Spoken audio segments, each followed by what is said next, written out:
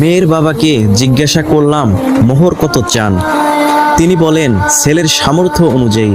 ছেলেকে জিজ্ঞাসা করলাম তোমার সামর্থ্য কতটুকু? সে বলল 7,000। মেয়ের বাবা বললেন আলহামদুলিল্লাহ, আমি রাজি। আমি সুপারিশ করে বললাম 10 সংখ্যাটা পূর্ণ করো, আমরা তোমাকে কিছু হাদিয়া দিই, তুমি 10 পূর্ণ করে দিও। ছেলে বলল তাহলে আমি নিজেই 10,000 দিব ইনশাআল্লাহ। আমি বললাম প্লিজ আমাদের একটু শরীক হতে দাও তোমার সাথে, আমি তোমাকে 500 টাকা দিব। একথা শুনে উপস্থিত ব্যক্তিদের অনেকেই বাকি টাকা দেওয়ার জন্য হাত তুললেন, কিন্তু মেয়ের বাপ সবাইকে আশ্চর্য করে ঘোষণা করে দিল বাকি 2,500 টাকা ছেলেকে আমি দিব ইনশাআল্লাহ। আল্লাহু আকবার!